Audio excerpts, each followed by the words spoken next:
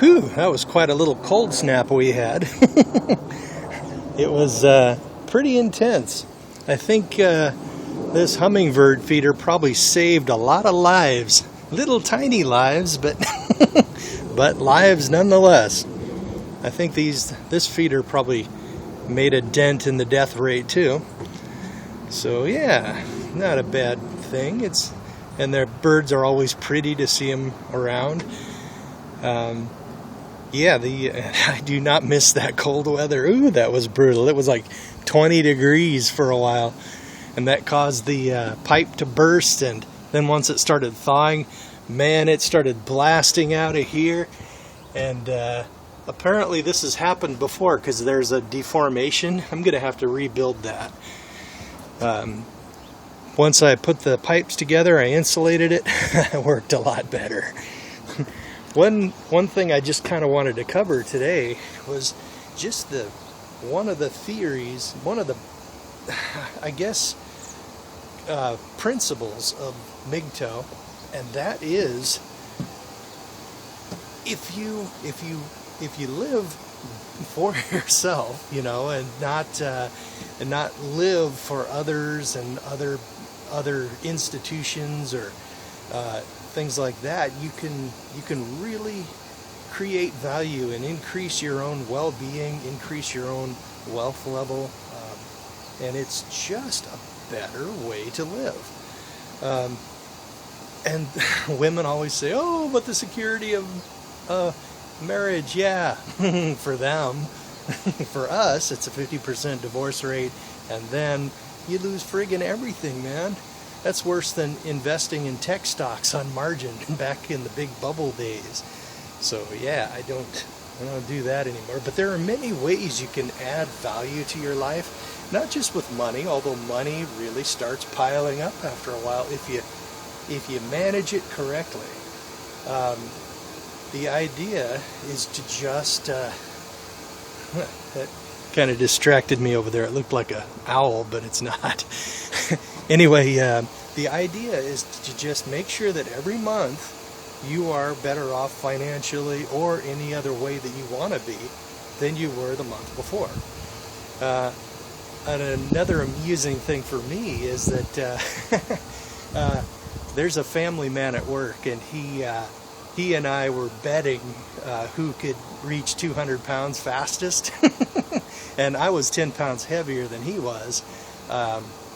But now I have lost 10 pounds, and gotta say, it doesn't look like he's losing weight. And I find it amusing, the increased attention I'm getting, you know, by women in my age group or around my age group. But it's not really relevant, but I find it rather sarcastically amusing. For example, these pants that I'm wearing, I could not wear them for about 2 years, and now when I put my belt on, if I'm like at work and I am basically changing, I find that my pants start falling down because I have it attached or set at the belt loop that's too big for me now, you know. So I have to like stop and cinch it down another loop. Otherwise it ends up. I either have to learn to wrap or fasten my belt better. Other ways you can add value to your life is to build infrastructure for yourself. For example, this this riding lawnmower, it's great. I love it. It's awesome. But it was not starting once it was hot. You know, you could run it and then and it'd run great. You could run it as long as you wanted to, but then if you shut that key off, you are not going to get this bastard started until it cools back off again. But I tore it down yesterday. I went and bought parts for it, and I bought a new ignition coil, and basically new fuel filter. Here's the old one just in case I need it someday, but it's got the spark plug wire, and it also has a second little prong that comes out, and I believe this goes into the voltage regulator, and that charges the battery, because I haven't been able to find any kind of alternator on this yard tractor. So I believe that it is it's just, that's it. So I basically replaced the voltage regulator, I replaced the fuel lines, and replaced the fuel filter, and I put a shutoff valve in it, so when I want to winterize it and put it away during the winter, basically I will, all I have to do is shut this valve off and let it die, let the gas run down, and then it shuts off, and then that will basically prevent it from the gasoline from eating the seals and stuff, which is what happened. The problem was, I believe, either the coil was causing it to not, it was not working. I mean, it basically, once it got hot, and the ignition coil, if it gets old, sometimes they no longer do their job, you know. But anyway, also I was getting a problem with flooding. I'd look down that throat of the carburetor and I'd see gasoline starting to pool up, and it was obviously flooding. So I pulled the carburetor apart and changed some needle valves and the little thing for the shutoff solenoid. Like, that's it right there. Anyway, changed those, and now I haven't started it yet because I pulled the valve cover as well, and basically I had to put it back on. I was just making sure that these were not adjustable valves, and they're not. They're hydraulic. So I basically threw the thing back together with silicone sealant, and you have to let that stuff cure or you are going to get an oil leak, and I don't want that. So I haven't tried to start it yet. But if you're curious about what's going on over here, this is just another way I'm adding value to my life. The time may come when gasoline gets expensive, and if that's the case, having alternate means of transportation that will allow you to get around without using gas will save you money and save you effort, you know. So basically this is like a 2800 watt lithium ion system. If you hit that throttle, you end up going over 40 miles an hour. And this thing will take me up a really steep hill at about 30 miles an hour without pedaling. It's almost a motorcycle. And right now I have it hooked up to a stationary bike stand, and I'm watching the temperature just to make sure that it doesn't go crazy on me. I don't want to melt the thing. Anyway, so I'm basically running it at about 150 to 200 watts of power, which is about as much as a bicyclist can produce. And I'm doing a load test. I was at 81 volts before, and it's now, let's see, that was 10:12, so that was probably about 20 minutes ago, and we still got 82 volts. This thing has just insane amounts of capacity. Anyway, if it became necessary, I could quite possibly ride this thing to work. It's about 16 miles, but I could get there. And plus that scooter out in the shed, that will also be a useful thing to have just in case. Well, anyway, I'm going to continue this load test later because it has like a bit of background noise. Oh, and also I figured as long as I was at it, I put a cigarette lighter in it. And I plan on putting an inverter system on it, probably attached to the back of the seat, and that way a good outdoor weatherproof inverter, and then that way I can run an electric chainsaw on it.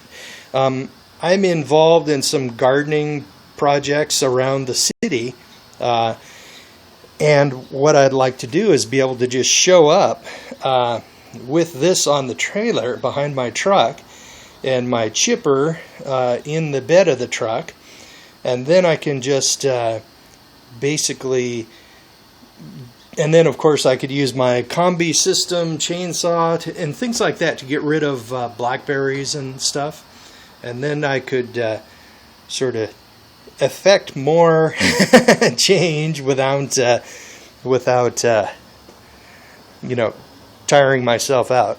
Plus, coming up with all this equipment, I'd look real cool. I'm not totally immune to that. But anyway, I haven't started this thing yet, and what I'd like to do is fire this puppy up right now on the video. So don't want to asphyxiate myself here. Okay. Safety's on. Lock the brake. Yes.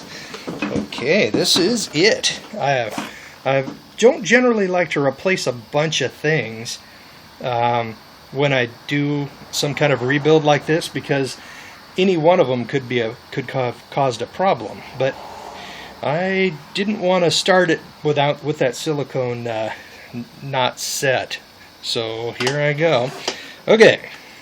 Good luck. Ah.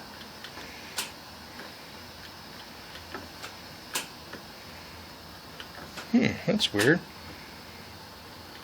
Oh well, looks like I'm going to have to troubleshoot this puppy. So, funny that it didn't start. I wonder if it's hydraulic. No, it's not. Okay. Well, in any case, I'm going to continue the troubleshoot on this puppy and see if I'm getting power to the starter. If not, I might be... Oh, yeah. Might be this. Oh, better turn on the throttle. Okay, it's max and choke.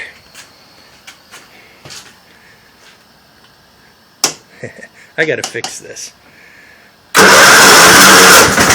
Woohoo! Kill the choke. Yeah, buddy! Woohoo!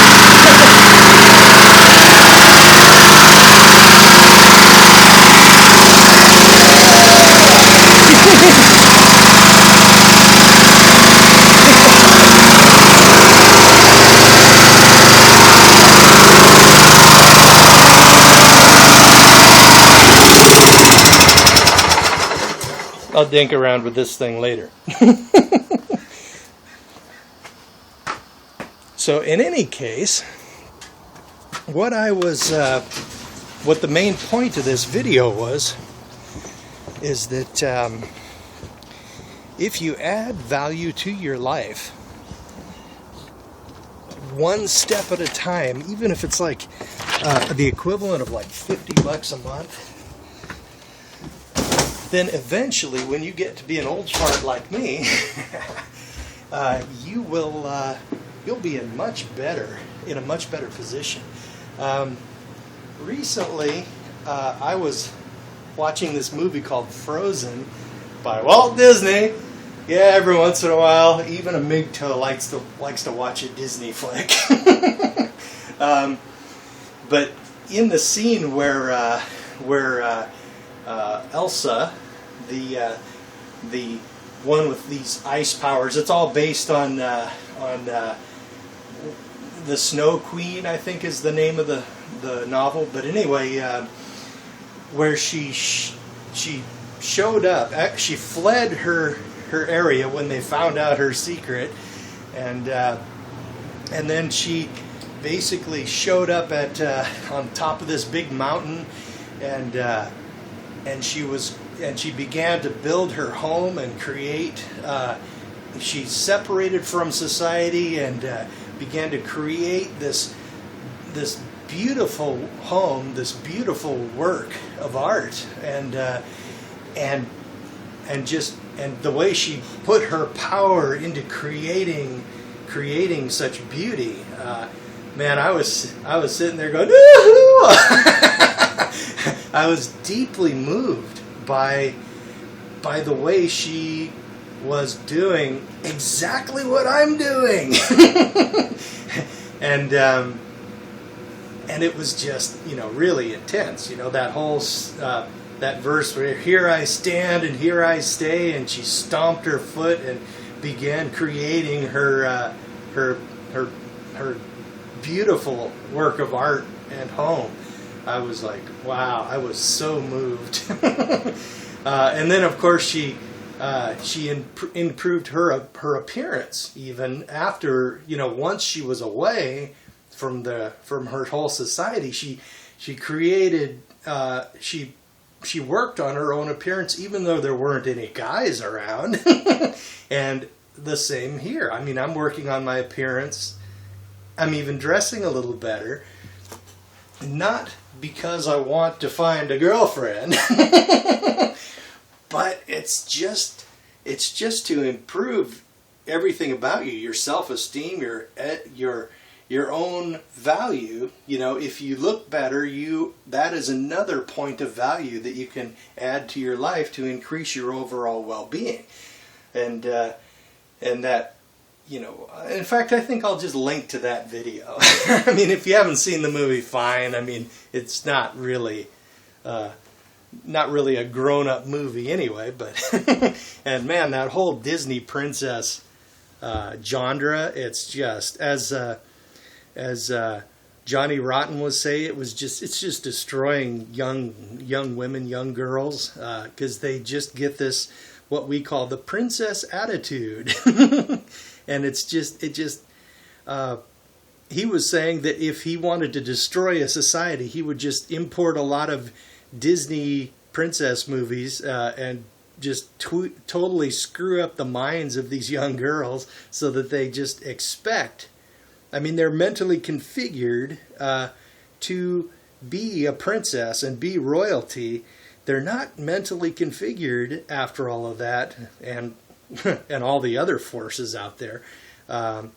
They're not mentally configured to be partners. They are mentally configured to be royalty, to be like a princess and have freaking servants and shit. And guys, and then of course it was all of their forming beliefs when they're a young girl are confirmed when they hit teenage status, and all the guys who are suddenly at their peak of their need for sex are suddenly there, and they are the fucking servants, man.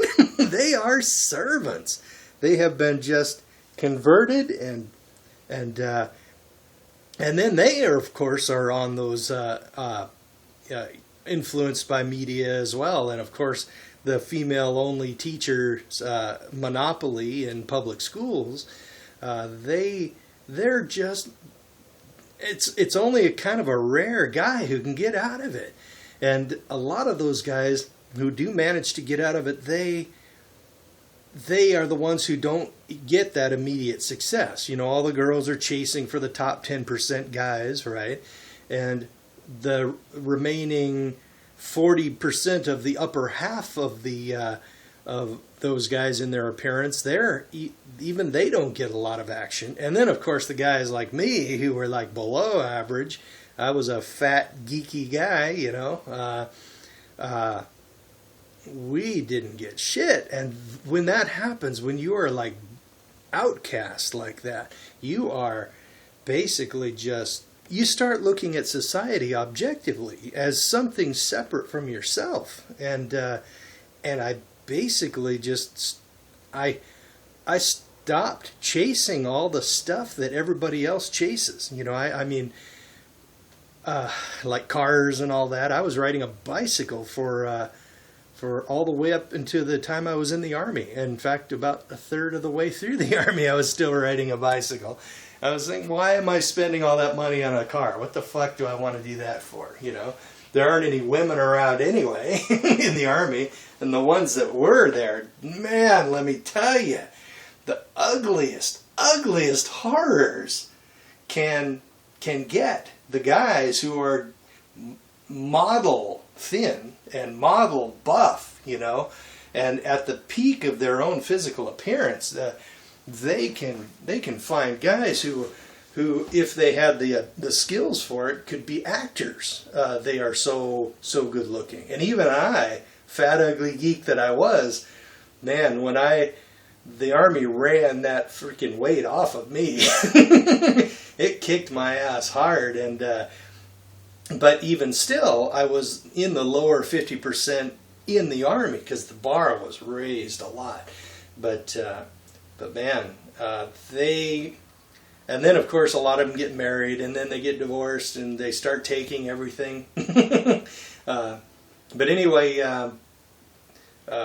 so basically I'm just saying, add value to your life every month, and if you play your cards right and you don't allow any of the traps, and one of them is marriage. There are other traps out there.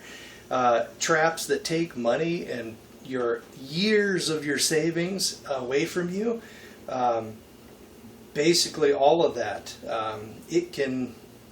It's just waiting to take away all of your stuff.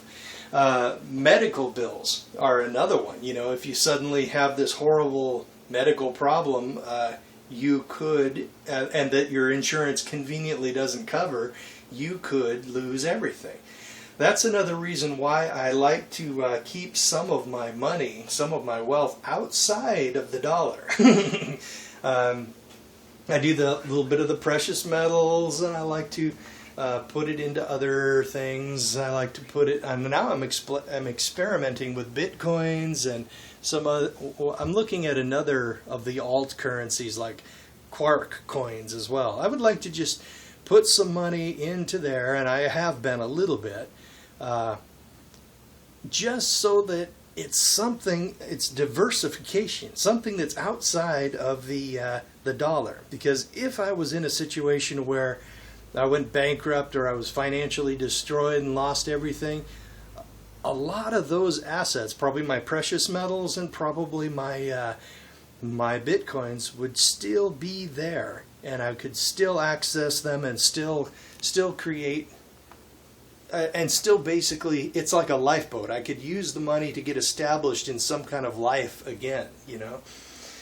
If you're a MGTOW like me, I would highly recommend, if you're like living in an apartment or something, I would highly recommend trying to network and finding other MGTOWs around the city, like one of them who has a house, like me, for example, who has an extra room. You could cut your expenditures in half and actually benefit and send some extra cash to another MGTOW and sort of keep it in the family that way. So yeah, I highly recommend that sort of thing. Well, amigos, I think this video has gone on long enough, so I think I will get back to work over here, and you guys have a good Sunday. The weekend is almost over, so use every hour you can to benefit yourself, and kick back and relax. That's another way to benefit yourself. And me, I'm going to finish putting this puppy back together, throw the hood on it, and then I'm going to start a new project, which is sort of cleaning up the attic in that section right there, because it was it was pretty ugly up there, and I plan on rolling up some of that dusty, ancient freaking insulation. And roof rats had gotten up there as well at one time, and so it has like there's a lot of mummified roof rat turds all over the place. So I'm gonna vacuum those puppies up and roll up that contaminated insulation and start putting down foam rubber insulation, styrofoam that is. And then basically I'll be able to put some decking down and put a lot of poison out there just in case those bastards come back, and basically start reclaiming this attic space for my own personal use, for like extra storage and things that I don't need very often. I can just put it all up there, you know. Good times. So, yeah, I am having good times. There is nothing better than a MGTOW lifestyle, unless you're like rich or something. But fuck, if you are MGTOW, the moment you go MGTOW, dude, you are rich. The money isn't measured. I don't measure money in or value in dollars. I measure it in how long can you live comfortably if you suddenly had no more income. If your income suddenly cut to zero, how many months and how many years could you last without becoming homeless, you know, and how long could you maintain your current lifestyle? That's wealth right there. And every single month that you push those boundaries farther and basically end up like $50 richer, or a lawnmower richer, or you know, a little bit lighter or more healthy, pump a little bit of iron and make yourself a little more buff so that you can have a better self-image going around public. Every single thing like that, every little improvement you can make on your life, that is just profit. I mean, and it improves your life. Your life is kind of like a work of art that you create and you build from the time that you're a young person still living with your parents. You're creating and you're building the life that you have. And if you have it, and if you put up a few firewalls and make it so that you're a little more stable and don't risk it all on tech stocks on margin, and don't risk it all by getting married either.